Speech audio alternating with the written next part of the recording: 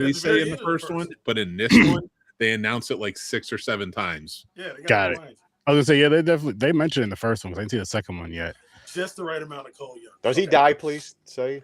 No, don't tell. No spoilers. No spoilers. You got people watching. I can't spoil it now. I'll text it to you. Oh, we're live. Came out. Oh, my bad. I'll text it to you, James. All right, text it to me. There you go. Yeah, Hi, just my the name's James. and I want to ruin everything. Welcome to Jackass. Hi, I'm Jason Kelsey, and I played for the Eagles. Welcome to fucking Horror Sir Sturdy. That's what we're gonna change our name to. See, Jason Kelsey impersonator. But you got to make his voice a little bit deeper. Hey, if it makes me money, I'll do it. Country. James Kelsey, the third Kelsey brother. there you go. I have homeboys who went to school with Travis. Not James though. Not James. Travis really like that though in real life. Travis really thinks he's black. Not no anymore. shit. Not anymore while he's with Taylor. Oh yeah. That's Wonder Bread all day. Now he pronounces his E's and his R's. I hope not with certain words, but Oh, you know he said that word plenty of times. Oh yeah, for sure he said that. I got stories. He was throwing out A's at the end of that word all day long. But now with Tay-Tay, it's ER all the way. Yeah. I won't put that on her though. I'm not gonna put that. I don't know. She started as a country singer, so I just at this point I'm like, they're all the same. Just think she went from Tom Hiddleston to Travis Kelsey. Did you go up? Did you go up on that? Yeah, I went up on that. Yeah. Oh, I'm sorry. He's just keeping the timelines all together, but whatever. How about the Black Plague we like to call the hantavirus? Oh yeah, we got a new virus coming out. Yeah, that's cool. That's Taylor's fault too. Yeah, I mean, coming out. I mean, I'm Travis hoping- Kelsey, or I'm hoping this is An album zombie drop. virus, though. I'm hoping this is An zombie album virus. drop. Who would you want up your ass more, the hantavirus or Travis Kelsey? well, I don't know if the rat Travis goes Kelsey up with the or you go hantavirus. into the rat, but that's probably how it starts. Zombie virus? Yeah. No, the hantavirus. Oh. No, I'm It's saying the spread by hantavirus- rats, and the only way it can be really spread is you have to have a very close Wait, do you mean rats on a boat? rats. I on know boat. a movie where there's lots of rats on a boat. I'm just saying, I'm hoping that the rat That virus. brings- Is Oh These- yes, the Demeter. I'm just hoping that the rat virus is technically the T virus. That's what I'm hoping for. The weird thing is I brought up the hantavirus and I didn't even make the connection of Nosferatu or what we know as Dracula mythos, but It's it is weird. quite It's weird. timely to think about. With his weird little fucking fingers. Long ass nails. Yeah. But I want to say two things. One, I do have an intro, and two, just for you, those of you out there that may be watching this, when we're talking about rats, and we're not talking about snitches, we're talking about the animals. Just so you guys know that. Yeah. But stay And tuned. snitches. What's good, Sturdy Slashers? Welcome to episode 597 of Horror with Sir Sturdy. Fair warning, spoilers lurk ahead. If you haven't sunken your teeth into this film, you may want to go watch it first and then crawl right back into the nightmare. Tonight, we're headed to the 19th century where we will be discussing the Gothic 2024 horror film Nosferatu, which was released in Berlin December 2nd, 2024, released right here in the US on Christmas of 2024. For those that don't know what that is, December 25th. Directed and written by Robert Eggers, starring Bill Skarsgård as Count Orlok, Lily Rose Depp as Ellen Hunter, and Nicholas Hoult as Thomas Hunter. I gotta say this. If you've seen the original film or not, the silent film that is, which came out in 1922 of Nosferatu, I think you should give it a revisit if you've seen it before. And if you've never seen it, I think you should definitely check it out. I watched it once. I did not like it, but I am going to revisit it. Sturdy Slashers, I gotta tell you guys something. Speaking on me revisiting the original Nosferatu, which I do plan on doing that in the near future. Between last week's movie, Dracula, and tonight's movie of Nosferatu, I may have to sink my fangs in some more vampire films. You guys, if you've been around here for a while, slashers, 30 slashers, you guys know how I feel about vampire films for the most part. But these two films may make me change my mind. It may make me not only look for more films I've never seen before as far as the vampire thing goes, because that I would do regardless, but also go back to some of the ones I may or may not have liked so much and just give them another chance. And with that said, what are some of your favorite vampire films? Let us know down in the comments as we slice and dice 2024's Nosferatu. Welcome to the madness. little scary, Sturdy. I'm not It gonna was lie. scary. I mean, you needed to do Bill Skarsgård's weird Eastern European voice for that. His Freddie Mercury face. I was That's my only real gripe with this is like, and the thing I love about it is it's based on like And that actual Barons. like actual barons at that time and such, like of that and in that area. So the look is legit, but I think it was just taking me aback a little bit in this movie because I was like, wow, you know, you look like what's his name, Thrag from Invincible.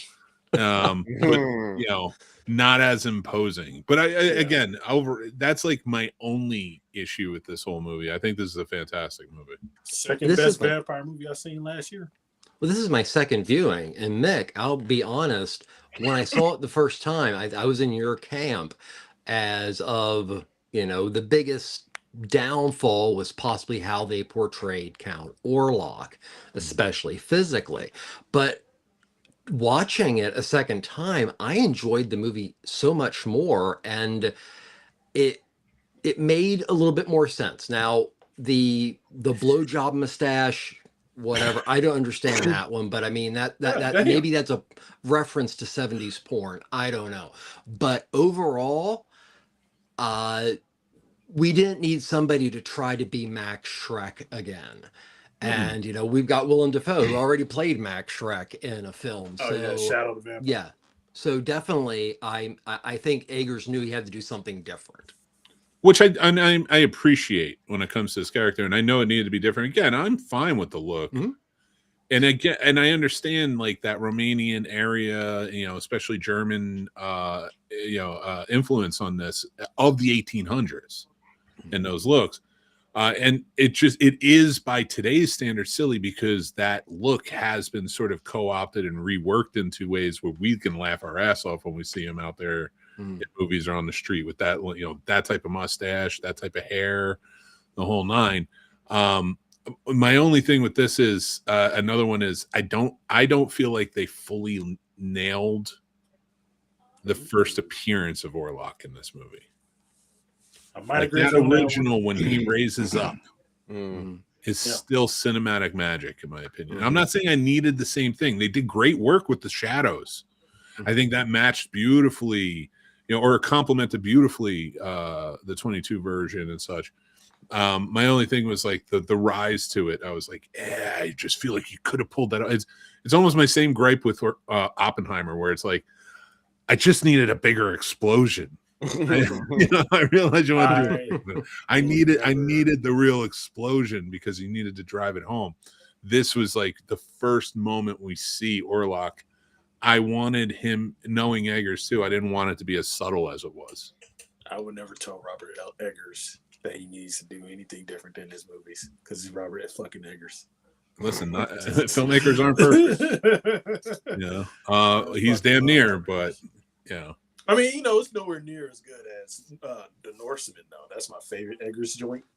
But this is close. Before second. I forget, in Norseman, sorry to interrupt, but one of the reasons, I haven't seen The Norseman, I really need to. But here's the thing: the crew on Nosferatu is almost exactly Same crew. the same. Yeah. Totally. I will mean, say- it is his stock crew of people. Trev, when you watch Nosferatu, though, smoke out, though. If you do smoke out. Because it's a fun experience watching that movie high. No, I would like to just point out, Not Nosferatu, sorry. I pointed out like Smoke out. two small things that I didn't like about the overall movie. Like, I thought this movie was amazing. I love this movie. yeah, It was just brilliant. too small, and they were mostly preference things. For this? Yeah. See, I like the look of Orlok, though. Because I feel like Orlok was the closest to, like, real life novel Dracula. I didn't want Dracula. But I this, wanted this Orlok. is based on Dracula. No, listen, I wrote a college paper on this. Nosferatu is on like the the 22 world's version. biggest plagiarism situation. Yeah. Because it's used by Bram Stoker, but it's used incorrectly because it was a mess up in a journal essay about folklore in Transylvania. Yeah.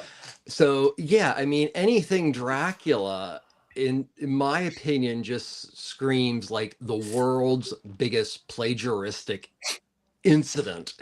I mean, yeah, I mean, I was going to say, you know, as we talk about this, I might start referring to, you know, Harker and Mina and Helsing by mistake. Yeah, you have to, yeah. But you can. It is Bram Stoker's. It's kind of the go-to, and everything has been either like ripped off from it or spawned from that ripoff. Exactly. Yeah. We are aware that Bram Stoker's Dracula kicked us off with the vampires.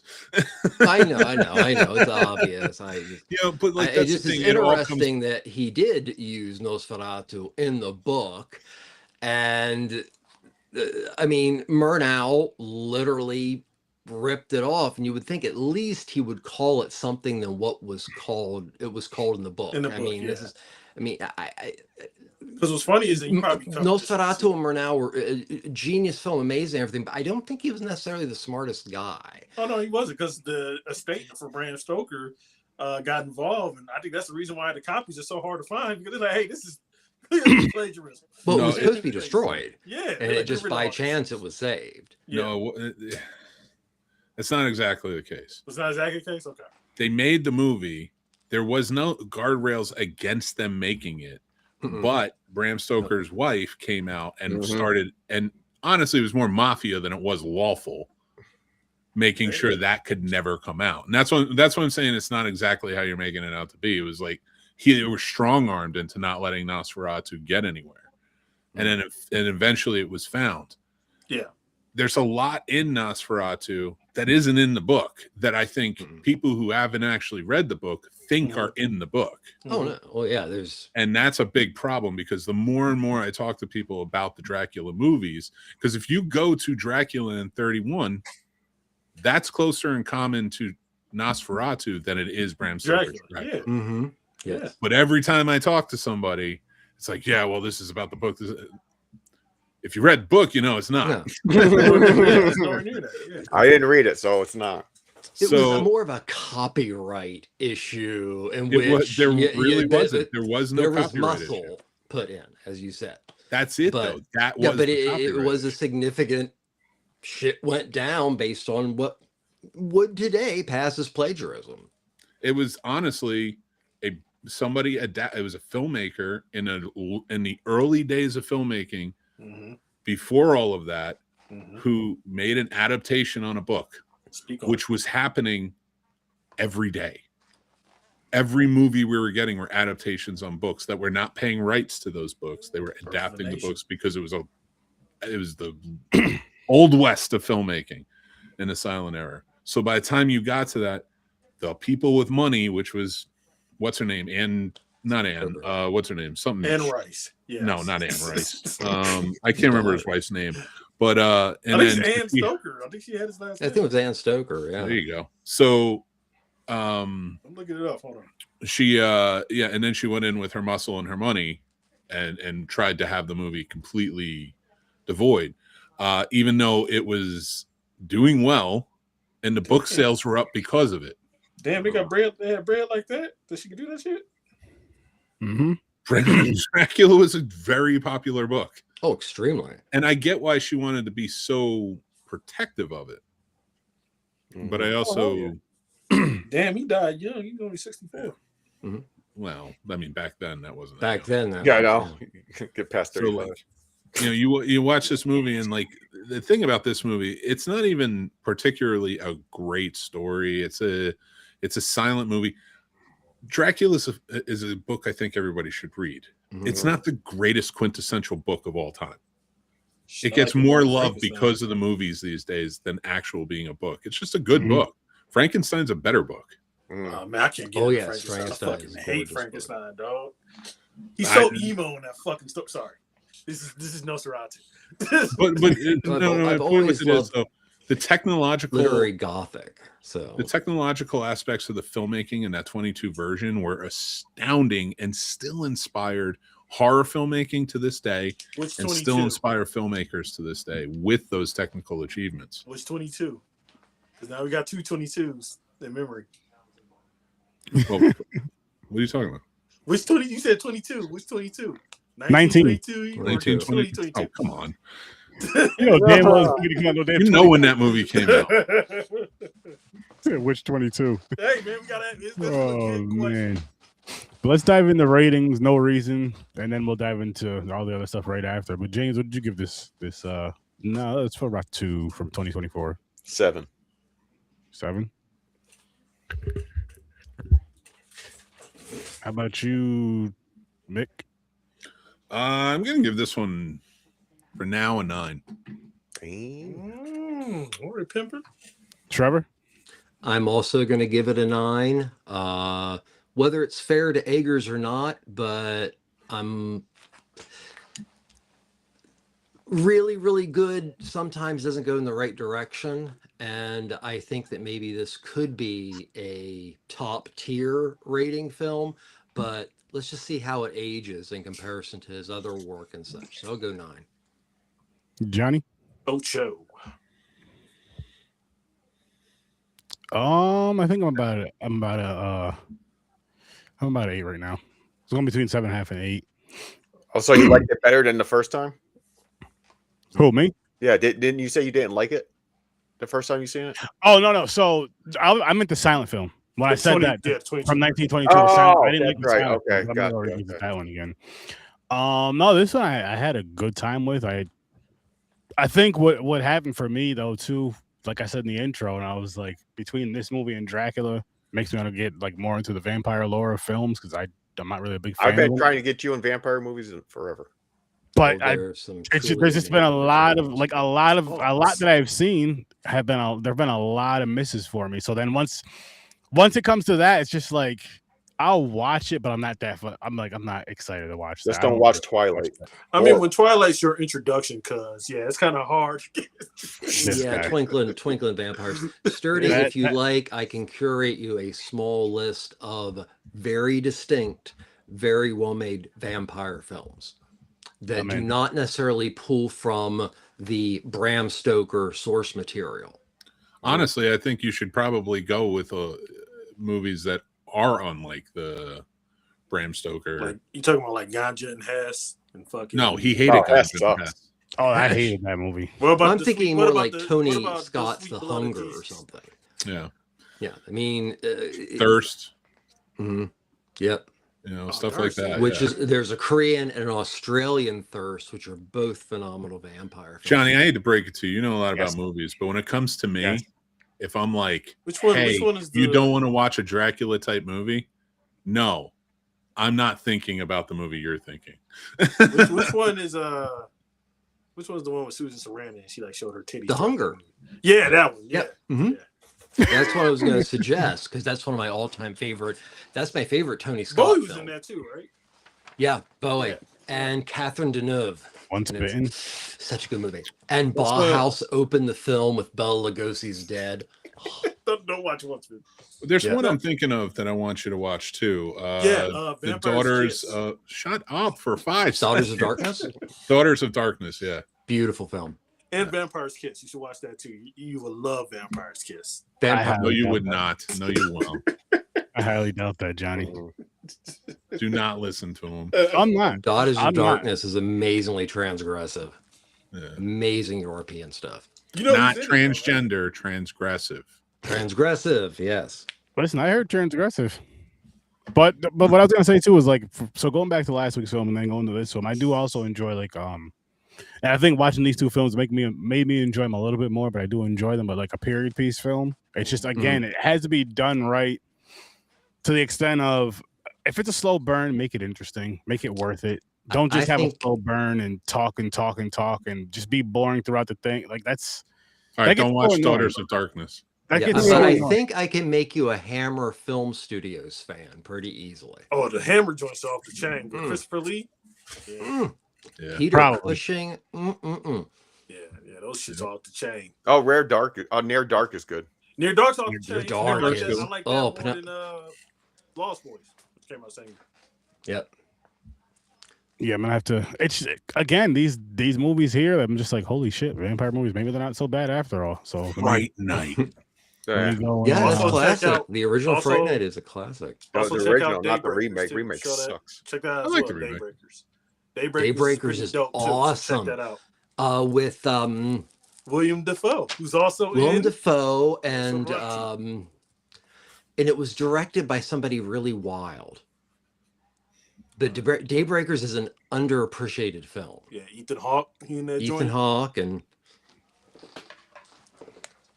That's also another vampire movie because you need to watch Yes. Stone. Dusk Till Dawn. You can What's watch the shit Batman Dracula, the Andy Warhol film. I like you bring up the animated movie. They made an Oh, animated look. Batman Dracula as well.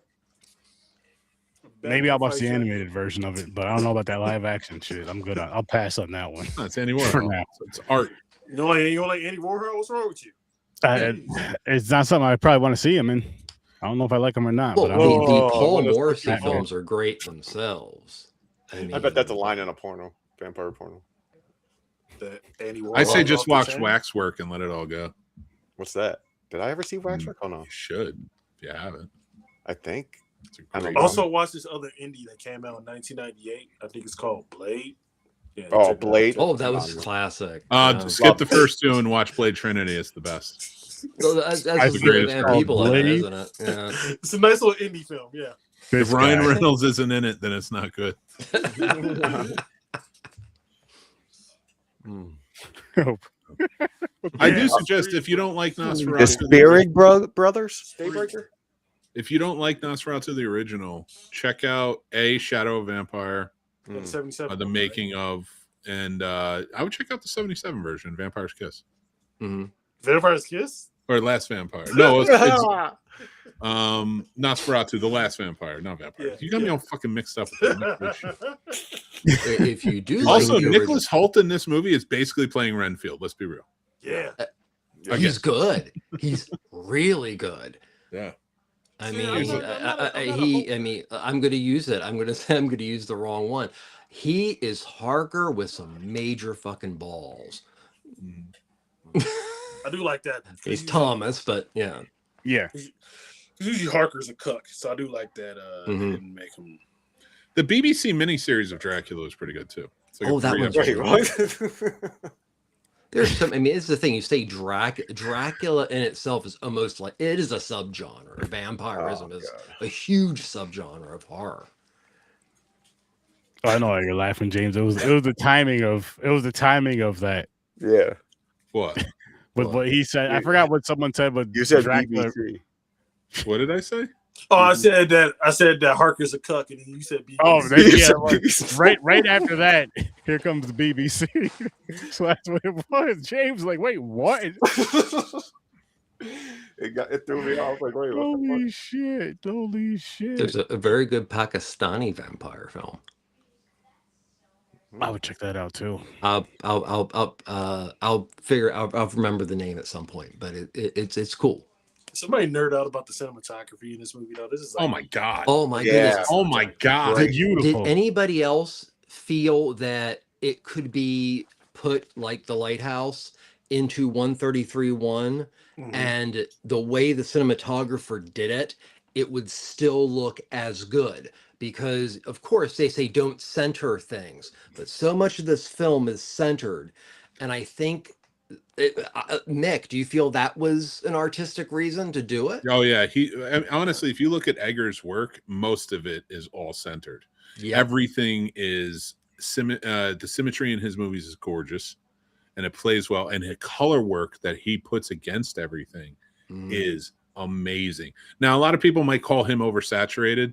I don't. This is all choice. Every aspect of the look is a choice for him, and I get why he goes for stories that allow him to tell these. Like, you know, they're not all the same cinematography when you look at The Lighthouse or The Norseman or any one of his movies.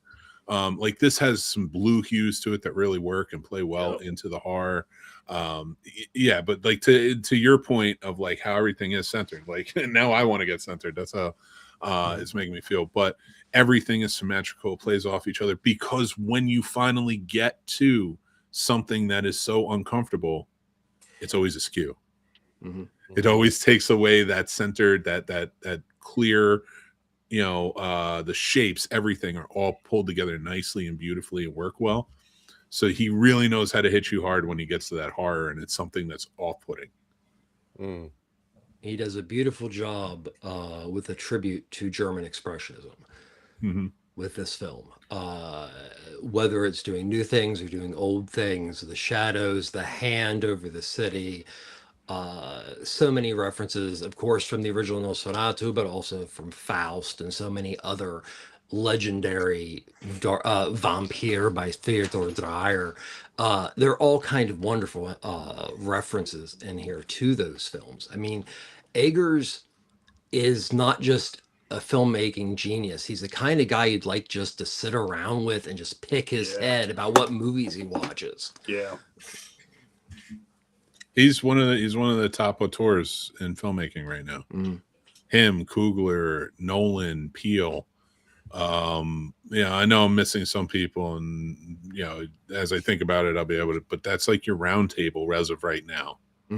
The ones in this generation that are like with every movie, every passing movie, it is something different and is something spectacle and something beautiful and a great story. Like really, these are filmmakers who truly understand the process of making a movie from the very first, whether you're putting pen to paper or you're finding the script, all the way to the end when you're working with the editor and piecing this together and then it's finally coming out. Like it's every aspect, of course, is perfect. And I love that horror is getting such a beautiful, by these people, is getting a beautiful, like sort of build right now, with Sinners and then this and others.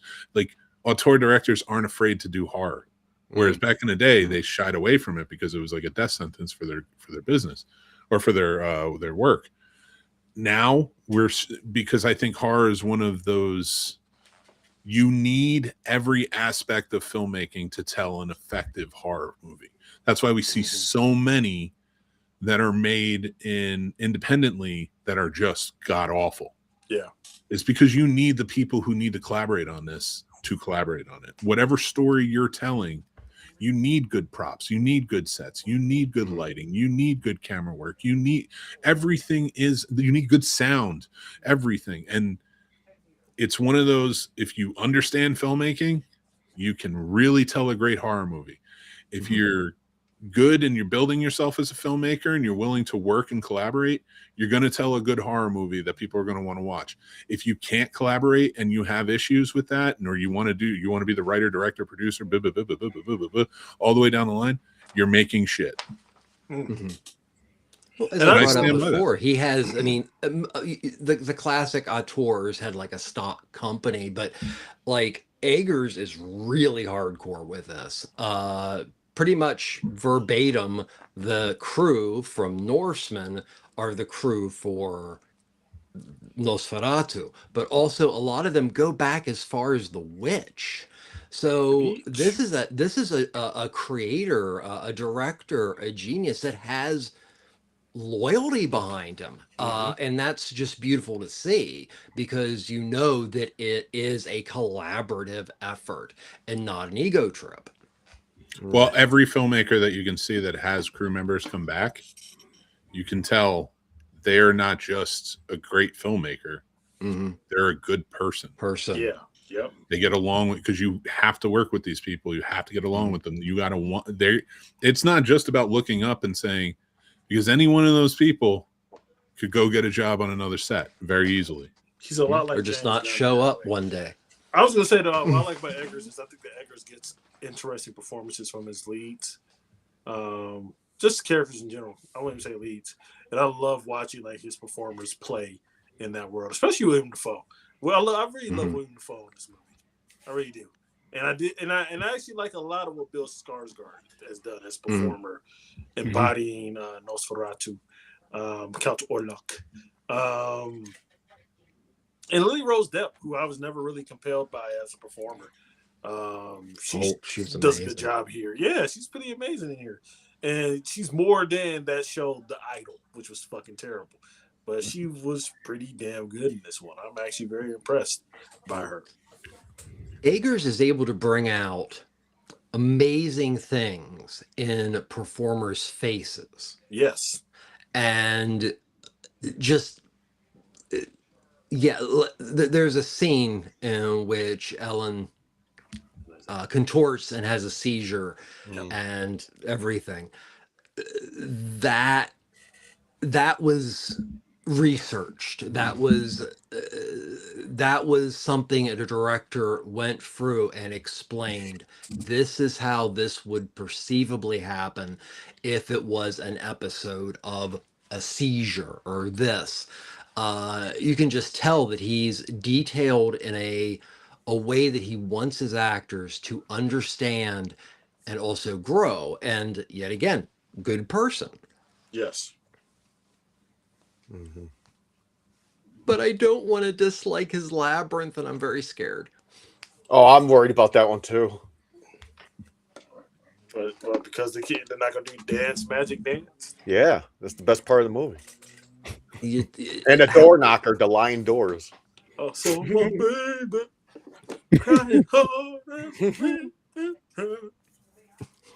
just, If I had to nitpick this, it's just like I don't mind slow burns. I love slow burns, man. Especially when it's But it, like you said pretty looking. earlier, I think Aaron and Johnny, where it make you got to do it right. It has to build up to something. It can't just talk and get nowhere. You're like, the fuck. But they did a good job in this one. But it is a slow burn. Like that's I can see a lot of people going, "Oh, it's slow, it's boring, blah blah blah blah." But it's not. You're seeing the scenes, how everything, the music and everything going along with it. I'm like, this is good. And I I think didn't mind the original. It's silent film, yeah. I like dialogue. It was kind of, but I liked how it looked. Yeah, I do want to go back and revisit that one, but then on this one too, how you were saying like with the slow burn, how you enjoyed the story and stuff. What I want to add on to that as well is going back to the cinematography conversation. I feel like the cinematography was shot so well in this film is where it helps tell the story. Because if the cinematography was shit in this movie, especially because there's a lot of dark scenes, especially in those dark scenes where you're supposed to kind of see Count Orlok but not really see him. If that shit's done bad, that's gonna ruin that whole scene right there, which is gonna ruin the movie. It takes out that it takes out a lot of feeling from it, whether it's fear, whether it's passion, whether it's anger, whatever it is. It'll take that away because it's just like I can't see what's going on. I can't really feel what's going on with the story you're trying to tell with this shitty ass cinematography. And you can say the same about this script. Like this is one of those films where we say writing is very, very, very important, and this showed it. Now it may not. By this being a good script, a really good movie, it's not for everybody. I know this. I know that this type of film is not for everybody, but give it a chance. I gotta say, give it a chance. And honestly, watch it with a significant other. That may make it a little bit easier. Just for some of the romantic aspects of film. If you're someone who's not really in the romance in film, which I'm not minding this whole romance in film when it comes to horror stuff, as long as it doesn't overtake it. I mean, the past few weeks, it's been some sort of a romantic way, or in this, I guess you could say with Dracula and with this, in a way, there's a sense of romance in a way. It's very romantic. This film for Nosferatu is extremely romantic. Do you think it's romantic? Wow. I felt like but you romantic in a very evil way. Yeah, it's romance through manipulation. Yeah. I mean, manipulative and romance go hand in hand when it comes to film. I mean, you watch a lot of those quote unquote romantic movies, and it's all manipulation. Oh, you mean like it's a lot of manipulation with a pretty boy. So, this is such a romantic movie. I'm like, this dude was stalking you the whole time. He threw you in the trunk and kidnapped the chick, and you're saying that's romance? Pretty, though. He threatened to kill himself because he didn't want to date him. No, because here's my argument with that all the time, right? All those romantic movies. Oh, this is such a beautiful movie. Change all those people to dudes who look like Flavor Flav. Is it still a romantic movie? It's called Nosferatu. I mean, I'm sorry, Nosferatu didn't really. I mean, Well, What are you it's talking about? not. I We thought he getting looked good. He was gorgeous. Yeah, Okay, it's you got- not, you got- but like he's a romantic vampire. in a like a Twilight way, but Ugh. there is this romantic quality to. It's more akin to what you would call romantic Gothic literature than romantic. Yeah. Yeah. So You gotta remember- it's romantic in its darkness, and also her sacrifice Mm-hmm. to kill Nosferatu is a very romantic way to die if you look at Gothic literature. You also Oh. got to remember at a time like this when it was really Gothic and the literature was coming out, women were almost being sold off by their fathers for the Mhm. dowry. And so they dreamed about banging dead guys instead of having to bang their husbands. I didn't mean these times. I just meant romantic movies, and I'm not talking about Fucking hate Gothic that. horror and all that. I'm talking about just romantic movies in general. Bodice Listen, strippers Sturdy, with horror. But You ever steamroll my joke again and I'm out of here. Yeah. listen. I want to hear more from James Kelsey over here. If Don't you're talk gonna be about like my that. dad like that. Yeah, Mick. Nick Kelsey, Nope. Aaron, bump my score up to an 8. bump it up to an 8. Okay, we got the three Gotcha. Ocho boys up here. We the Ocho boys. The Ocho Boys. All right, guys, I gotta go though. I like said you got to Best bounce of your luck show. tonight. Yeah. I gotta tell these Great jokes. Gotta tell these jokes some money. There you go. Gotta get paid. I'm thrilled to hear how it goes. Record it. Yeah, Put it on YouTube. I Yeah, can't give it record the- it. My phone sucks. I gotta get a new phone. You got to get some good friends. Listen, That's what I'm saying. Have them come in with the phones. fair. Mhm. That's true. That's true. You know what you do is you just buy him something. Listen, man. I'm an up and coming comedian. I'll get you something to eat. I'll get you something to drink. One drink though, because you know how you got them friends. Yeah, Oh, one drink free limit. drinks. Yeah. Because then you end up drunk and not recording anything. I got a few. Yeah. I thought you. But- Few of those. But yeah, go make some people laugh though, cuz All right, I'm going, man. Take I'll care, be watching on the way. All right. See you, Peace. sir. Peace. Later. Mm-hmm. So, Nosferatu, Nosferatu. the stinkiest fucking vampire around. Mm-hmm. The mustache shows he's all sweaty down and below. He doesn't So wash- no, because another remake recently came out. What do you think better? What's better, Sandlot or Nosferatu? Sandlot or Nosferatu? So you mean Salem's Lot? Salem's Lot. That's it. My Okay, bad. Not Sa- Salem's Salem's Wow. Lot. Very different movies. Yeah, Very, very Salem's Lot. My bad. Yeah. Because I like that one. Salem's Lot. It would have Salem's been. Lot, I think I would have um, enjoyed Sandlot a lot better with vampires. Me too. I think it would have been cool.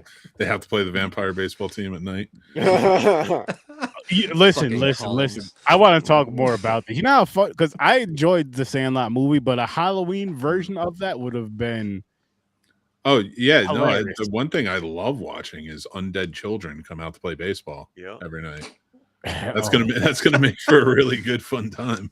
it is. Hell yeah. Hey Or- kids, how or- did you or- get here? We No. died. Yeah, and the Sandlot kids got to play the dead vampires for the field.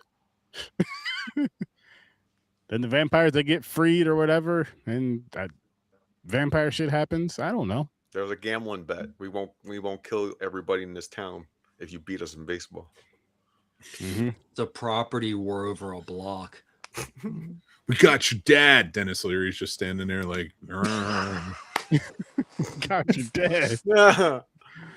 At Oh, dusk, shit. we go down. They got water bottles filled with blood. Going 30 days a night That's on our you little Gatorade. fuckers. even the beast is a goddamn vampire. Be a wild one. I'm gonna Oh. go Pacino on your face. No, that was De Niro. Sorry, De Niro. A lot of adaptation. Untouchables. How'd I mess that one up? She's got a fat vein. Wow. I don't even know where Al Pacino came from other than Trevor. Oh, Noah. either. So I went all in on Al But Pacino being I the, miscast. The I have now Untouchables with remade Robert De Niro. the Sandlot into half the Sandlot, half Bad News Bears with Al Pacino as the coach, who's a vampire. They're all vampires. So like this movie's already writing itself. Like Yeah, gold. I mean, Gold.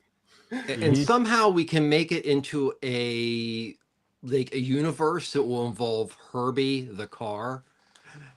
That's how they get there. That's how they. Yeah, exactly. Herbie's there. He's the umpire. Is it Herbie? And we do an AI Don Knotts. I think we can get the family. You keep to Don sign Knotts off out on of there. Don Knotts isn't allowed there. You get out of here, Don. No way. Lindsay Lohan's taking this one over. Herbie fully loaded. Herbie fully loaded meets the Bad News Vampires. To quote Captain Luke Picard, "Make it so." There you I'll go. watch it. I would definitely watch it. I'd watch worse. I don't know if I'd remember watching it, but I'd watch it. Oh my God, we have to play the Frankensteins this Friday night. Frankensteins? There's only one of them. So There's only one doctor. The other thing is the monsters, not even Frankenstein. Who in my mind will always be Peter Cushing. the Berryville Wolves are coming. Ah, it's a bunch of kid werewolves who are like, we're gonna knock it out of the park. See? Oh man. They're miniature gangsters. Listen, moderator, you better start moderating, or I'm gonna keep going. With No. this. I want to see this movie. I want to see this movie happen. Like the more I'm thinking about it, I'm like, I'm damn near almost surprised that this did not happen in the 90s. I'm telling you right now, what's going to happen is they're going to be playing the Montgomery Mummies. And what's going to happen is our craftiest vampire, his name is Hector, is going to take the baseball, Hector? tie it to the foot of the bandages on the pitcher. So when he throws the ball, there he goes. He's gone. Threw his whole bandages off. Jesus. Hijinks ensue. This is starting to sound like a Bowery Boys horror ripoff movie. Listen, It sounds fun to me. But they're Right. fun. Yeah. Yeah, I mean, kept Bela This is- Lugosi in money this for is a it. while. This is it right here. Everybody wants to watch Monster Baseball.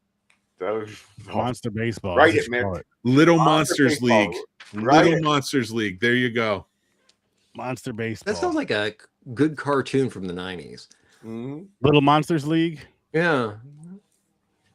It would be A lot. We got a lot of good and weird in the 90s that I'm proud of. I'm very proud of. Maybe the man I am today. The Gilman are going to have a father that's just kind of like he's divorced, father of three, comes in, supports the kids' team, and he's just pissed off all the time. Got a little beer gut. He's like, I used to swim down in the Caribbean. Now I'm here. Goddamn mother took all the goddamn money and my child support, alimony, all of it. I ain't got nothing left. The I movie just proceeds are envision the gone. Gilman as Boomhauer. Nope. Nope. Steve Gutenberg's getting a job in this. I don't know who he's going to be my announcer. Steve Gutenberg's going to be like, hey, you ever see Can't Stop the Music? I was in that movie. Oh, God. Would you have to have the dad who Wasn't lost Harvey Keitel everything in that too? Hey, have the guys, dad I who met lost Gregory everything Peck be the, once. be the baseball coach? Who? The dad who lost everything. The dad you're just talking about, the lonely guy. Goes to support Gilman? the kid's Yeah. team. Yeah, him. No, he's just one part of it. He should be the We're going coach. to get Vic Morrow back from the dead to lead the zombie team. So that's, we need him. Bad News Bear style. That's right. Yeah. Yelling at his kids. He's just That'd like, be shut funny. up, zombies, before I throw shit at you. And you're like, I'm gonna oh, watch man. this movie. Now you got to make it happen. he fucking verbally abuses them. You brainless fucking. That's what Vic Morrow did in Bad News Bears to his team. That's really he did. You're right. He did. He was Was an that, Billy, asshole. that was Billy Bob Thornton? In the remake. In the Billy remake. Bob Thornton played the Walter Matthau role in the remake. Okay. I forget who the Vic Morrow part was in the remake. Okay. Vic Morrow was the guy who died on Twilight Zone. Oh, So damn. he was a big enough star in his own right. Oh, he had yeah. to come up and such. So, Hmm. like when he was in the Twilight Zone, that was a get. They got like pretty a cool Star- European films for money. Yeah. Hmm. But yeah, no, I'm gonna make this happen. What other monsters should I throw in there? Do it. Mainly vampires and Are we sticking within the zombies. Universal horror Gorgons. thing? No, Is we it can stick with Gothic anything. horror We thing? can have little Jasons running around and shit. Mm. They all have hockey masks on. They're like, you can't Yeah. have the wrong sport, you stupid idiots. They're Medusa. like, we're gonna go for a swim. I want to They make turn the other team's a stone. remake of Reptilicus I don't know what and that make is. it worse. Right? You can't have the reptile people in my movie. We already have Gilman. We already have enough green. All right. Do I get some aliens? I'm gonna have some Jurassic Park dinosaurs in there. It's gonna be great. She's like, why are we playing dinosaurs from Jurassic Park? I don't know. Rabid Pokemon. Do not forget the rabid Pokemon. Mick makes this movie. Critters. He Critters. puts it at a yes. film festival, and everybody's like, "What the fuck is this?" That's exactly what critters are. Damn. They're Pokemon before it was cool. Yeah. They're the Pokemon that try to catch you. Try to catch you and do what? Oh, There's your clip for the week, Sturdy. exactly. Catch them all. Catch them all. What's next week? Are we spinning the wheel yet? Or We're getting there. I'm looking up this freaking Reptilicus movie. Oh, it's a Dutch kaiju film that is one of the worst kaiju films ever made. Oh. There are some pretty bad ones. I have to see it. I love it. I remember it being on television nonstop, but it's bad. It's not the movie where it's a giant salamander, right? Kind of like a giant salamander, and it spits like green slime. I think I've seen that. Oh, it's so horrible. It is. I gotta see it. I might have seen that. Around the same time, Gorgo is like one of the best kaiju movies. People have not seen it out of Britain. That's yeah, that sounds interesting. I'm not gonna lie, I've been in a mood watching like I want to watch. Like I was thinking about watching Godzilla -1 again and shit. With all the talk about the new one, yeah, it got me going. I was like, damn, I want to start watching Godzilla again. Even the fucking Godzilla and Kong shit. It's entertaining. Yeah, you should. I suggest people watch those. They're fun. Yeah. I want to watch that one again. I will say this: with the way things are going, I'm kind of excited to see him fuck up New York. Facts. And I'm really curious what they're going to do with Shin Godzilla 2. He's gonna be Definitely, tower. He's gonna tower over the fucking Statue of Liberty. You know they're gonna have a scene him walking next to the fucking thing. Like I said on another show, he steps on the White House. Yeah. And it just happens to be a ballroom of gold. Or he could just Godzilla stepping on the White House right now. He could just do one ultimate blast statement. Just like in the -0, fucking end everything. Take New York City out. Oh, that one was so good. I honestly, I think it's the best Godzilla movie, in my opinion, so far. I like that one so much.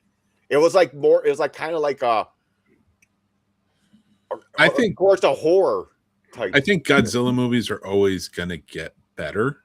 Yeah. Because you have so much to fall back and look on to make a better movie. Was it 50 years? The technical jump just from Shin to -1 and just Shin in general. I mean, there's Godzilla that is coming out of Japan right now is a growing organism. The US Godzilla, you don't get that feeling.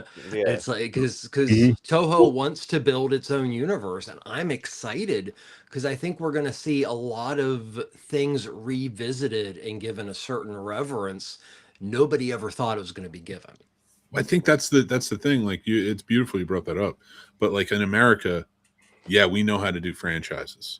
Like the Japanese weren't trying to build a franchise. They were just building off the popularity of a character they truly love and adore. We are just trying to build, like, yes, there are fans who love and adore this stuff, but the people building it don't have the same affinity for like Marvel, DC, those characters, those franchises they're building. They're actively trying to build a franchise, not make the best movie. And then, all right, that did really well. Let's make the next best movie that fits in this. You know, it works with this. Like Godzilla, yeah, they built off of it. They planned things and stuff, but like it always came with the success of the last one, and it was always made with love. Oh yeah, Godzilla is an icon not just of cinema, but an icon of meaning.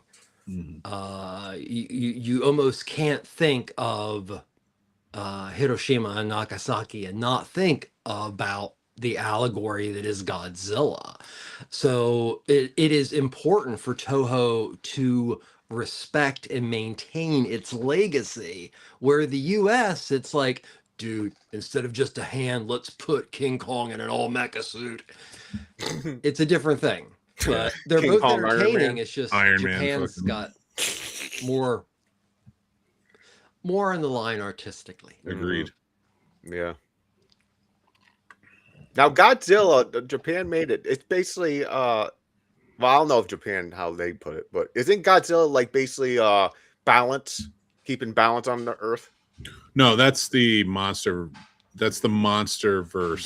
The Oh, American okay. version's reasoning. Okay. Godzilla is a visual representation of the horror that we put onto Japan. That's true. with the Yeah. Okay. bombs. Yeah. That's literally what he is. Mhm. He's been built off, and the lore has been built up and changed and tweaked in Japan. But ultimately, he is a horror that was birthed out of nuclear weapons being created. Hmm. Birth And that out of is- our irresponsibility and a power that should only ever be held by a huge dinosaur-esque monster, not humans. Now I see some. Is Godzilla a female or a male or both? Like, It's a male. okay. Don't, I'm like, I don't go seen- by the 1998 movie. Yeah, I was like, what the fuck is going on? Don't like- go by the 1998 movie. Don't ever go by the Well, the thing is, we know he's into. He did suck a penis. It sucked before. Megalarius' dick right off of him. He'd suck it. He caught it in the air and he ripped it off. It's because he was like, you know what? You gonna attack me? I'm He's like- Godzilla. Godzilla's like, you can't rape me, motherfucker. Mega Gagarius or whatever it is.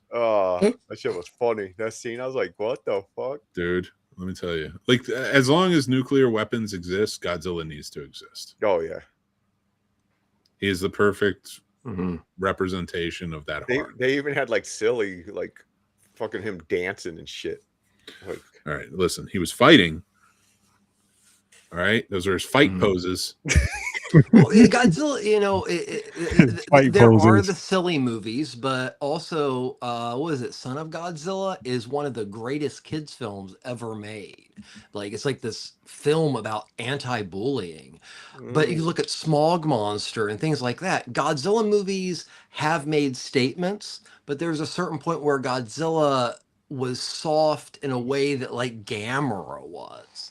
But still, he represented his core. You just made him, he was popular. So you made him a little softer or a lot softer. But the themes have always been there. The themes are always there. I mean, he was always fighting for us, but the idea almost was like, oh, at this point, he's kind of fighting out of guilt, mhm. Listen, you want to watch Godzilla do wushu? Mm. You need to watch him fight Ghidorah. Oh, that was He's gonna do some work. such a fun journey. Thinking about that now because we're discussing it. That was such a fun freaking journey. I going wish through I all was those involved. films. It was a long journey. It was a tough journey because we were also doing Star Wars and Star Trek at the same time, as well as this show here. But it was just a fun freaking journey. Like, yeah, go back and watch it. Go back and watch it. It was a great time, and it was my first time going through every single one of those films. Most of them by far was a first time watch for me, and it was just a great time. They're just fun. Great fucking time. Hell yeah. I would enjoy maybe in the future doing something similar, but looking at specifically Inoshiro Honda's non-Godzilla kaiju efforts. War of the Because Gargantuans is one of his, right? Exactly. Mothra, Rodan, War of the Gargantuous, Mantango, Atragan, Gorath, Dagora. Amazing kaiju films that were Inoshiro Honda's and did quite well, but they were outside of Godzilla. So unless you're a hardcore fan, you really don't know about them. And Mothra, that's my shit. Mothra I is love amazing. Mothra. Yes, Mothra, another Inoshiro Honda. So. And don't watch Godzilla versus the Thing. I was saying this to Casey earlier. The US version. Don't watch the US version. It's edited. Watch Mothra versus Godzilla. That Zilla. is the Japanese Mhm. version. It's beautiful. I love it. It is gorgeous. So that's my take on it. Godzilla. Fucking love Godzilla, man.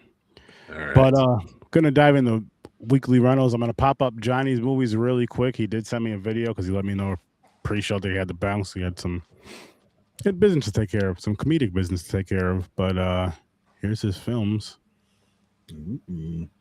Nice. And here's his video. Okay, so we're going to start with The Boys. The Boys, just like Daredevil Born Again, has been on a heater with its allegory in our real political world. It is a very good show. Still gross, still disgusting, but it is an hilarious, fun-filled time, as per usual, when you're watching The Boys. It's a really, really good season so far. I know it's a kind of divisive. Once they started to actually be more overt in their allegory, I know a lot of people have jumped off on it, but I still think the show is really good. The show is still a perfect 8 out of 10 for me. And when I say perfect, 8 through the 10 range for me is where you find a good, great, perfect range. So when I say perfect, it's not really me literally saying it's a perfect 10 out of 10, but I am saying it's a really good season of television. It's definitely worth the late fees. The next one is a new release that actually comes out tonight. I got the pleasure of seeing this at an advanced screening. It is Mortal Kombat 2. Mortal Kombat 2 is basically what a lot of critics been saying, and I'm going to just echo what they've been saying, which is that this film is what the first Mortal Kombat should have been. It's a very fun-filled time. Carl Urban is a great Johnny Cage. It's a great addition to Johnny Cage. I really think this is a really big step up from the first movie. I did not really care for the first movie, I'm be honest with you, because there was no tournament in this film called Mortal Kombat. But the second one, the tournament is there. It is really good. You have different landscapes, different world buildings. You have a great villain in Shao Kahn. I've never been a Shao Kahn guy in the games, but in the movie here, he's a very intimidating foe. Really good, fun B-movie time. And I would actually say this movie is definitely worth the late fees. It's a 7.5 out of 10, but the fun factor is why it's worth the late fees. This is a great, fun throwback to those old 90s action films. It's a great dose of nostalgia. Swapped. It is a animated film produced and starring Academy Award winner Michael B. Jordan and Juno Temple. It's a swapping movie, but they're animals this time who are swapping in terms of consciousness. I really love the animation here. It's a nice, fun time. Definitely fun for the family. It's nowhere near the level of like a Pixar or a DreamWorks, but it's definitely probably on par with Illumination. Netflix has been really good with their animation. This is a nice little addition to their animation. They don't really have much to say other than it's a nice, fun time. 7 out of 10, not worth the late fees. And then Blade. It's a classic. Need I say more? Since we're talking about Nosferatu on here, and this is our second vampire movie after Dracula, and this is nice. And honestly, just bring back to a point that I mentioned in the show. It's nice to actually have back-to-back weeks where we're actually pairing the Dracula with Nosferatu, which it was a ripoff of Dracula, to the point where the Dracula estate, so the people, Bram Stoker estate, made them get rid of most of the copies for the original Nosferatu. That's a nice little fun fact that I mentioned earlier. This is a good movie. This is a good time. Blade's a classic. Black vampire. Really what got me into the vampires, kung fu, all of that. Really cool. Wesley Snipes is an iconic performance in this movie. Part of the reason why I'm able to be okay with vampires, because I know I can do a scissor kick right to the face and I'll be fine. Good movie. Highly recommend. Come on, it's freaking Blade. Yeah, so those are my picks.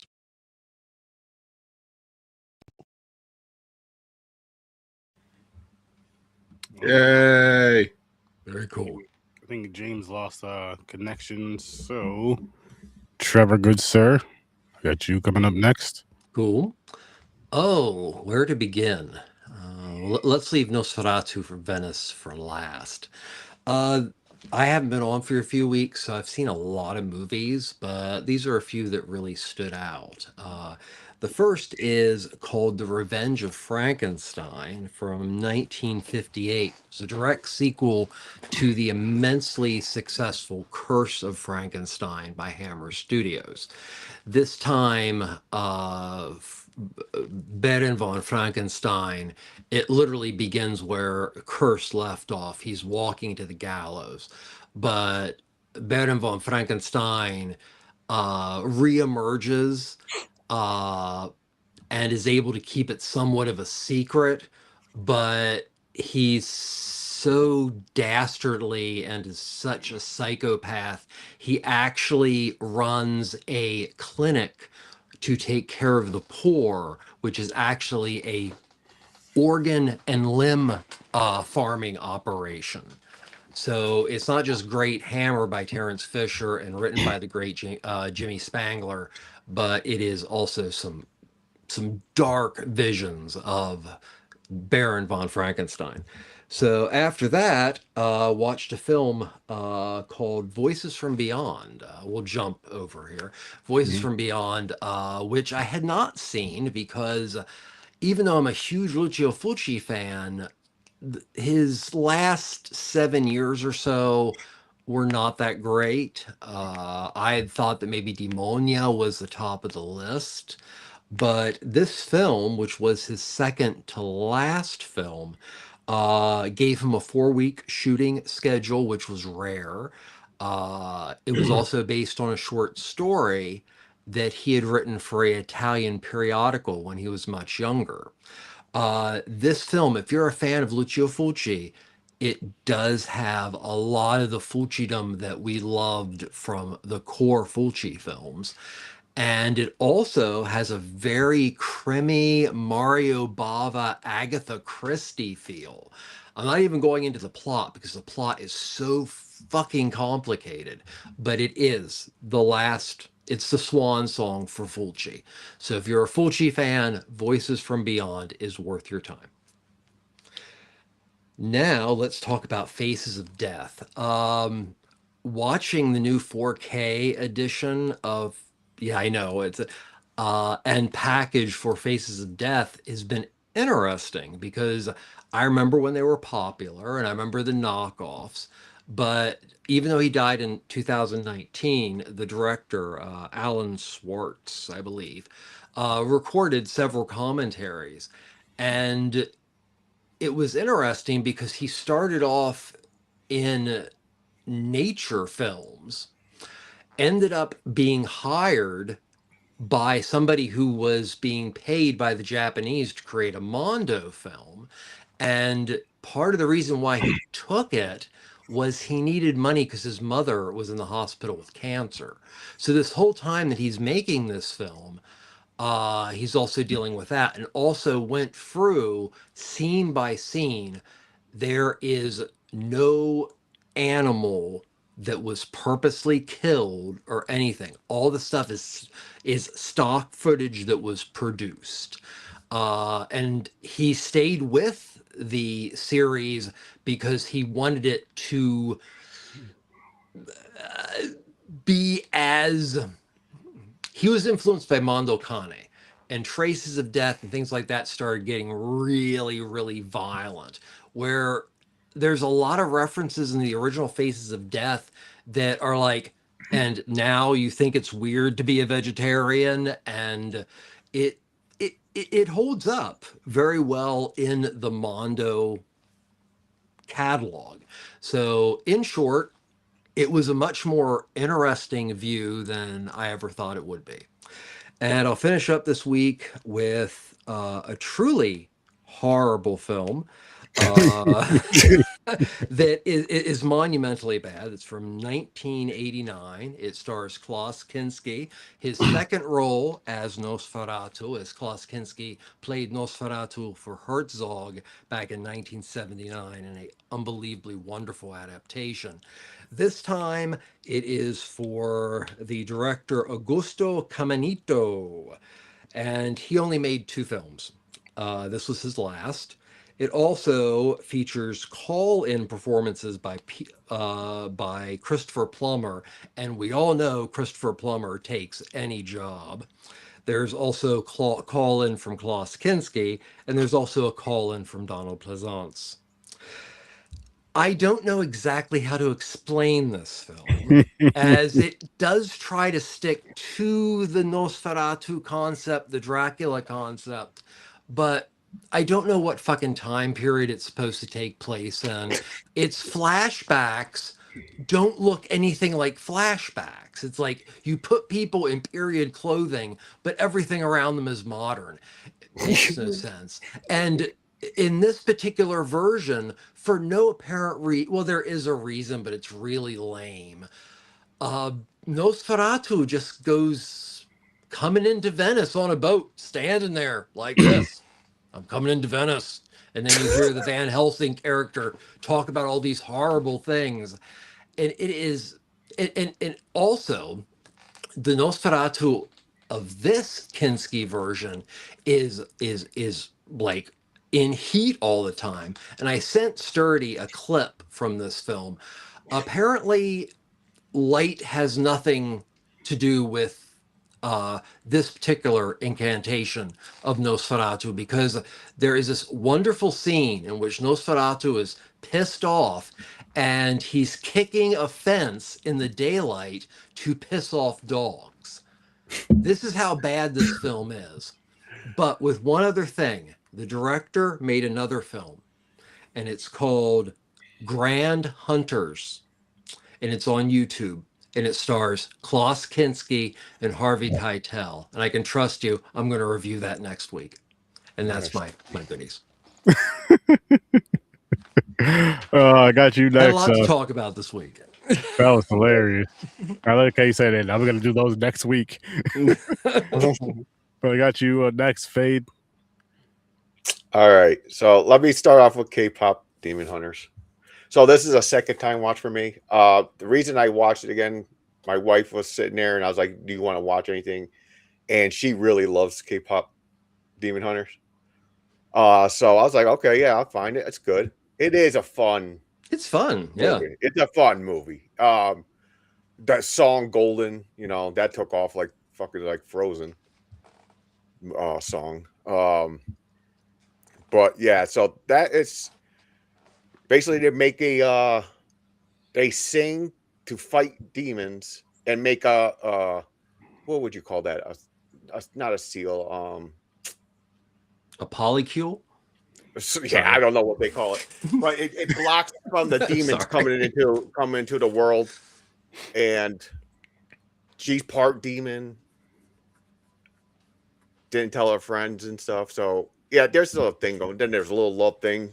She's falling in love with that Sasha character, but it's just a fun K-pop thing. I thought it was cool they mixed K-pop with a fucking like a fighting like demon movie. It was an interesting take. But it's fun. I'm going to give this a 7. Worth the late fees? I would say, yeah, especially if you have kids. Like, okay, it's a fun movie to play. The songs are catchy. Okay, that's fair to All say. the faces on the characters, the females, when they're like eating and shit, they make those like cartoony faces. I love it. So I laugh. Yeah, it makes me laugh. Nice. Yeah, so that's one. So now, pizza movie. I watched this because Chris and Mick watched it, and they're like, "You got to see this." So this is basically Harold Kumar. Don't dumb it down for that. I'm not going to dumb it down. No, you can say, "Hey, it's in the same vein," but it is not the same movie. Listen, I'm going to tell you what's better than Harold Kumar with this. I like the drug where they had 6 stages. Or 5. The whole premise of the movie? It was so fucking funny. And they're like panicking because they didn't want a hallucination of getting fucked in the ass with a chainsaw. I'm like, this is bonkers, but it was probably an fun. overrated hallucination. It was fun. It was funny. The characters, Stranger Things kid, and as long as you slap something on that chainsaw. Who's the other kid? From the middle? Is that from the middle? No, he's from the Goldbergs. Goldbergs. That's right, Goldbergs. Fucking, they worked. The characters worked. It was funny. I'm gonna get this a 7.5. How about them late fees though? I would say you gotta go on a weekend if you're like doing a little drinking or smoking. Yeah, you'll throw this in again before taking it back. You know, like let it be a day late. I say a day late. I wouldn't say I'll keep this shit for a week. Hey, listen, a day or 2 days. Listen, a late fee is a late fee. It just adds up. A late fee. But yeah, that's basically the only movies I watch because I've been really busy lately with going to the office every day and shit. So I've been slacking on movies. But Mr. Manhattan, Mr. I'll show you how this is done. All right. Do this. All right. First up, we bought a zoo. Cameron Crowe movie. I love Cameron Crowe. I will watch Cameron Crowe movies all day long. This is a beautiful story. It sees a man with a family after his wife dies, decides to buy a rundown zoo, and he has to fix it up if he wants it to work. And he needs it to work if he wants to make his money back that he just drained into the zoo. It's a beautiful story where there's a lot of human connection, and honestly, the connection between the animals is beautiful as well. I absolutely, this is one of those tearjerker movies that you're going to get into that I think is nice, sentimental, but with a Cameron Crowe flair where you really understand and these characters are human and you enjoy them. Next up on the list is going to be, I don't know because I forgot what I put up there, but I think I saw Fracture. Good one. This is a good one. It's a cat and mouse game between two characters played by Anthony Hopkins and Ryan Gosling. Ryan Gosling plays a young hotshot DA who almost never loses, and he hates to if he does. And Anthony Hopkins plays a genius engineer who decides to try and kill his wife and then set up a whole elaborate plan to get himself out of prison, and it works, but it does it such a beautiful way. This has one of the best twists at the end of the movie. I don't want to give away too much. That's why I'm being elusive in what I'm saying about it, because it really is. This isn't a high octane, intense thriller. This is a thriller that depends on acting. It depends on these characters' chemistry and how well they play off of each other, and they all do it fantastically. Next up, I think, was The Devil Wears Prada 2. I got to go and see this. There's going to be a full review of it, and you guys should check it out too if you like the first one. I was blown away by the first one. I thought the first one was a fantastic story. A lot of people polish it, look at it because it's so polished and just kind of write it off. You shouldn't. It's a well-told story based on a book that is very good as well. And this is well acted. The chemistry is really well done. The themes are there. Everything works. Now, when it comes to the sequel, it follows up beautifully, has some really nice themes. I really like seeing these characters come back. My only thing is, I think this one played it a little too safe. So I liked it overall. You can check out my full review on that, what I mean by it. It's worth watching if you're a fan of the original. I say definitely watch the original if you like movies. The sequel, if you like the first one, you should check out the second one. They match up nicely, especially 20 years apart. But the second one is it just plays it a little safe, to kind of get by. But it does have some good themes, and the acting's there, and the chemistry's there, so it works. Lastly, one of my all-time favorites of all time, there's a classic film review up on our channel for it. It is the first movie we ever did for Classic Film Review, and that's The Searchers, directed by John Ford, starring John Wayne, Jeffrey Hunter, and the cavalcade of John Ford players in this movie. It's one of his quintessential best. The man won 4 Best Directors Awards, still the highest amount of Best Directors Awards ever, and he never won one for a Western, which he was most famous for. Yep. This being one of them. The landscapes in this alone. There are filmmakers today who need green screen to try and capture what John Ford could do with a camera outside. Mm-hmm. And you can bitch and moan all you want and say, well, it was his landscapes. Go watch The Man Who Shot Liberty Valance. But whatever. Mm-hmm. This movie sees John Wayne play a real racist. I know, not a far stretch from the man in life, but this is a very different character. He was really acting in this, and I got to give him credit. Early on, John Wayne did act.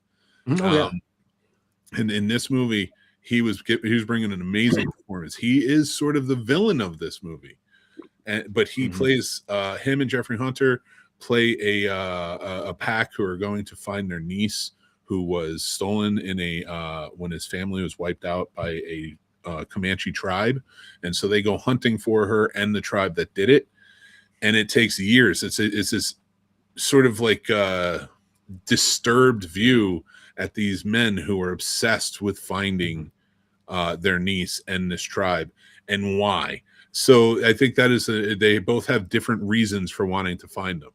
John Wayne wants to kill her. Jeffrey Hunter does not. Jeffrey Hunter was also the original Captain Pike on Star Trek in the original series. So it was cool. You see him in here when he was much younger before that started. I do urge everybody, if you do like great movies, another tidbit I found while watching this is David Lean regularly watched this movie to get how to shoot landscapes when he was getting ready for Lawrence of Arabia, because they were so important. And John Ford, in my opinion, was the best at it. So Nice. I agree. All worth the late fees. Nice. I don't actually know if they are all, but I'm just going to say they all are because I'm a movie guy and I'm always have late fees, and that's always going to. But I do rewind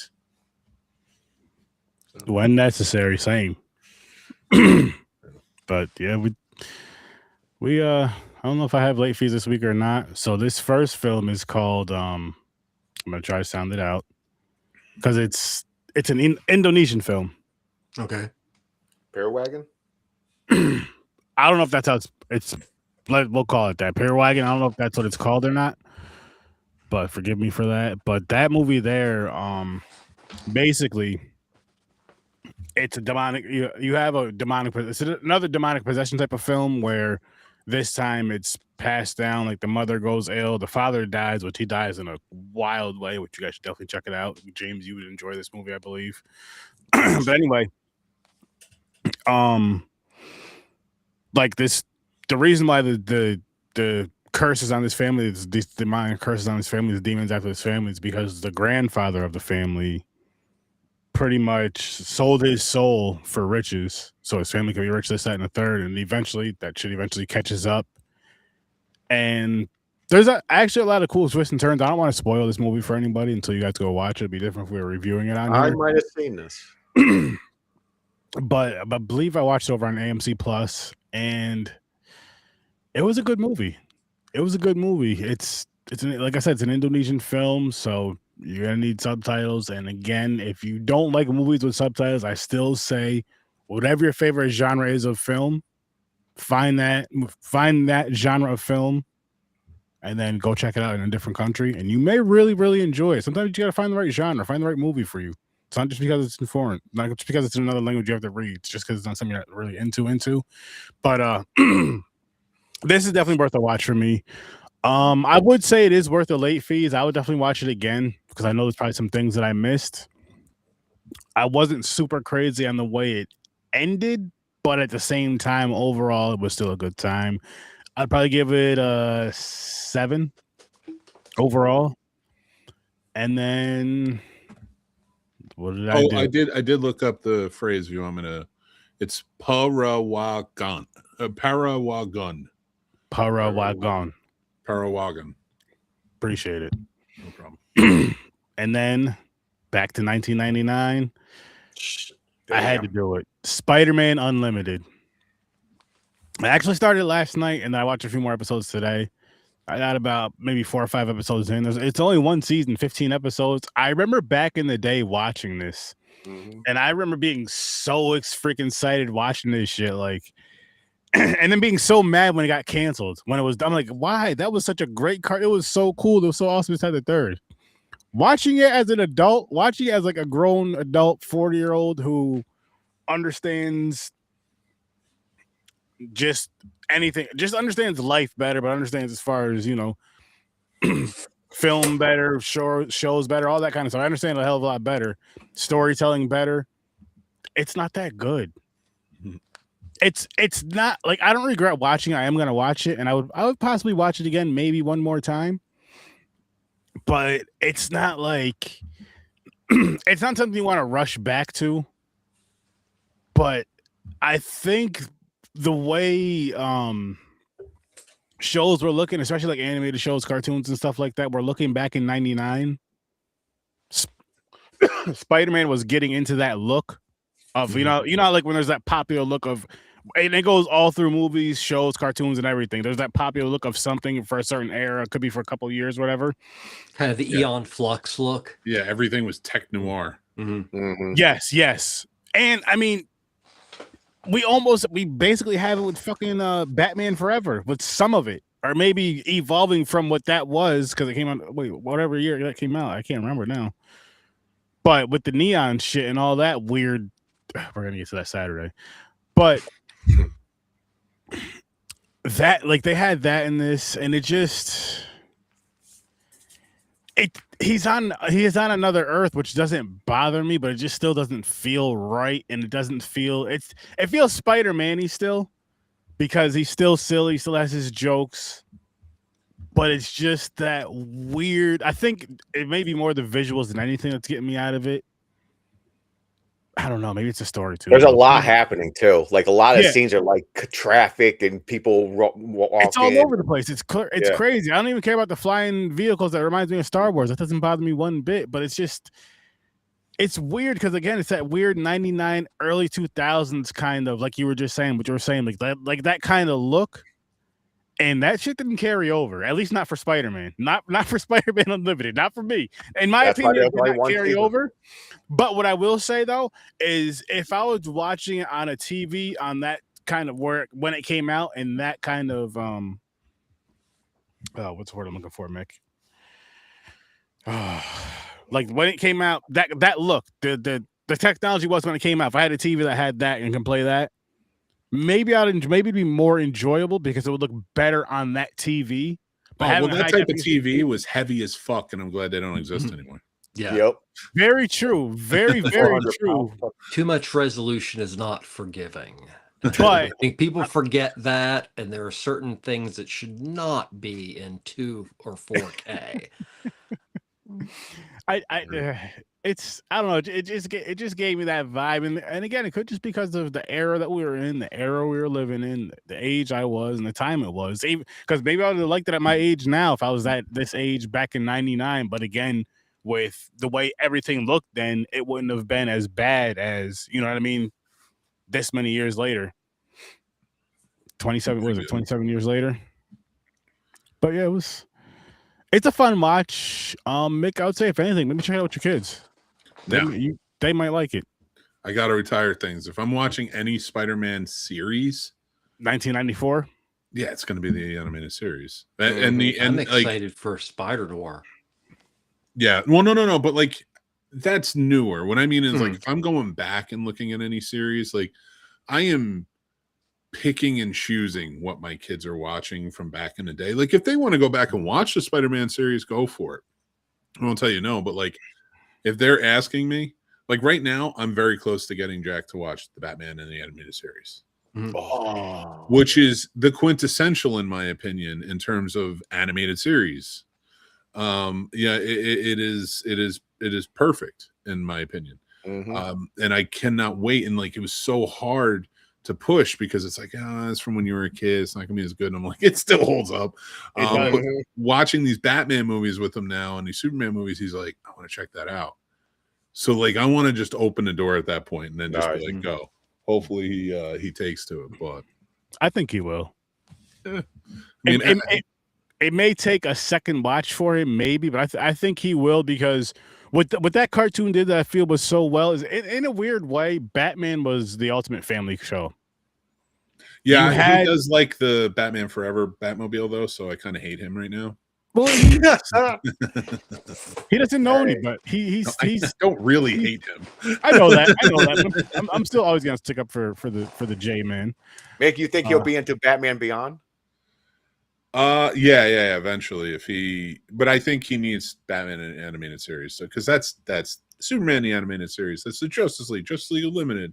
And it opened up a door to a lot of amazing and I mean animated movies. It turns it into, I mean, if you just going back to the Batman the animated series, and also from that you can go to Batman Beyond after that if you want to, because the series literally goes, I mean, not verbatim like that, but it goes right to that. And then you have the end of the Batman the animated series, or not Batman the animated series, Justice League is that Batman episode with Batman Beyond. That's the last episode of that series. My kids were raised a little bit of a different Batman because the 60s show, Burt Ward and Adam West, was a go-to if we couldn't figure out what to watch. So we watched a lot of that. That's still to this day my favorite outside of the comic book version of Batman. I know it's stupid fun, but it did play a huge role in my childhood, and it played a pretty significant role in my kids. So that's the one that I have the most fun revisiting. We've watched it, and like he likes it. Like I like it too. Like the 60s Batman is a really fun introduction to Batman in a lot of ways. And you know, we just he remembered too as we were watching the 66 Batman movies, like, yeah, I remember this from the show. And then, you know, because we had seen some episodes. I think it's imperative though, if you want your kids to get into comic books, maybe they're not in yet. Like some kids are easy. You give them a comic book, they read it, and then they're attached. Some kids need to like get into it. Like they're more visual, especially with screens today. Everybody's on the screen. I think watching Batman the Animated Series and a show like that, where it's serialized and every week, like there's a connection, like it plays like a comic book. And to me, I feel like that kind of opens up that door. And it's not just that series, but a lot of those in the 80s, 90s, like they started to kind of follow more of a comic book sort of format. I do want to say more reverence for the subject material at that point. You could get away with before that. It was like, oh, just comic book crap. Oh my God, Superman man made that much money. But 60s Batman matches the motif of what 1960s comic book Batman was. Yeah, but that's what makes that show so special. Well, nobody's saying it's not. I'm just saying, like, for me, comic books, especially in that change in the 80s, especially with the Dark Knight Returns, I feel like to get them into comic books, it's not going to be more of the cartoonish early days. It's going to be a lot of the storylines that got a little bit darker. Yeah, and Marvel was always good for that. Oh yeah, I do want to give Spider-Man some props. Aaron, can I say something real quick? What's up? It's going to be unprofessional, but I got to bounce. My dog has to go to the bathroom really bad. She's about to bark, and I don't want all the barking on the screen. So you're good. You're good. Have a good one, guys. I'll talk to you later. Good to see you, sir. Have a good one, man. Peace. That was one of the most professional things James has ever done. It's being professional. That's unprofessional in his praise. Like, listen, guys, I'm about to be real professional right now and excuse myself so I can take care of business so I don't upset anybody on the show. Professional that was James. Adorable, actually. We'll just say some wild ass shit. He's a little confused, guys. He's getting there though. He's getting there. But no, I was gonna say about the Ultimate Spider-Man though. What I do want to give it props for is that whole it has that same comic book feel that the other ones mentioned, to where it even does like you know, some cartoons will have like kind of the page turn, or if it's not necessarily a page turn, it'll be like the stamp of like what's going on next on the cartoon, but it'll be like a little comic book type of writing to it. You know what I mean? It does that throughout the series, which I do appreciate, and I don't hate it. I just don't love it, and I wish I did love it. Like I was so excited to watch it, because another funny thing about that, which I would have thought of earlier, was I'm like, damn, I haven't seen this in years. I've been meaning to watch this for years. I've been looking for it for years, and it's finally on. Well, I'm not gonna mention the name because they're not paying me, but yeah, it's finally over there, and I'm like, yeah, excited. I put it on last night. I watched the first episode. I'm just like, this is not what I remembered. You know what it is too? For some reason, I thought there was a lot more, and I was wanting this, which is gonna sound crazy. I'm sorry, Mick, because it does have a cyberpunk feel, but I wanted more of like a neon feel tied with it, more neon, and they didn't have that. Maybe it's later on in the episodes, but from how I remember, there's like a lot of neon stuff going on in some stuff. But well, it sounds like you wanted something stupider than what you got. I did. And I'm upset that I didn't get that. Like, I guess I wanted what they did with Batman Forever and Spider-Man Unlimited. Yeah. When it comes to the visuals, at least. But speaking of Batman Forever, because we are going to wrap this one up very, very soon, I might as well plug Popcorn and Pints while we're talking about Batman Forever. We're going to be reviewing Batman Forever and Superman 3 with Mick's uncle getting carried by Superman, flown away right there. That's going to be a fun time. It's gonna be. I'll say this. It's gonna be a fun. It's gonna be a fun episode. It's gonna be a fun conversation. I do not remember the Superman film, but Batman. That's not gonna be a fun watch. That's not gonna be a fun rewatch. But you gotta do what you gotta do. I'll bitch about it on Saturday. What'd you say? I'll bitch about it on Saturday. Same. But it's gonna be fun. We're gonna have a good time. But really quick, make sure you guys go check out Fade Theory. Yes, he had to run. But go check him out. Go check out Johnny Loves Movies. Go check out Worst Damn Gamer Ever. He also has some technical difficulties. And then make sure you check out Ambassador Media. Make sure you check out the Scene Snobs every Monday at 8 o'clock Eastern Time. Are you spinning the wheel? Yeah, I'm going to spin the wheel right after this, though. Oh. Just some people where to find us all. 8 o'clock Eastern Time on Mondays. Every Monday at 8. They're doing their final tour. The band is breaking up. We're just retiring. We're just finishing. We're closing out. This is my story, Mick. The band is breaking up. I'm gonna tell you why too. I'll let you know a little secret. I'm not gonna say which one, but one of them just wants to lay on the beach. Hopefully somebody will roll me back in. Watch movies with his chest out. That's right.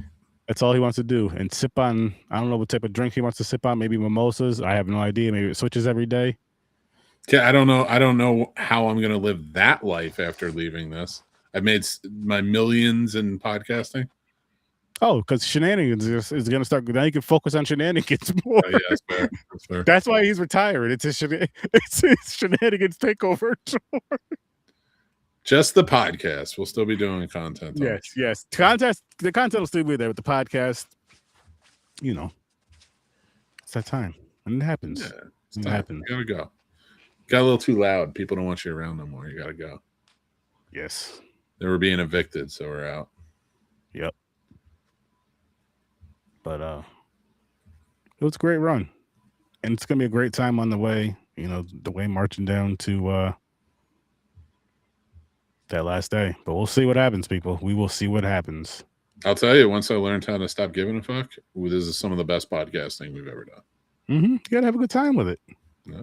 Gotta have a good time with it. But we're gonna let you guys know what's coming up next week as we spin the wheel. Then we're gonna get out of here. And this is what we will be reviewing next Thursday at 8 o'clock Eastern Time, right here on Horror with Sir Sturdy. If you're watching us live, Sturd-O-Vision. But anywhere you listen to us, Horror with Sir Sturdy. Now let's get this wheel going, so we can be gone. We'll get out of the lovey-dovey stuff, so James can stop crying and leaving.